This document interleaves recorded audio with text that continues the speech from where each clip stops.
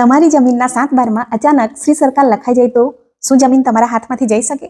શ્રી સરકાર એટલે ખરેખર શું અને આવું ક્યારે થાય છે? તમારી ખાનગી જમીનના રેકોર્ડમાં આ શબ્દો આવી જાય તો એનો અર્થ શું થાય અને આવું કેમ થયું? 7/12માં પહેલા એ નોંધ, જે નોંધ પડી એ નોંધ કયા હુકમ અને કયા કાયદાના આધારે થઈ છે તે શોધો.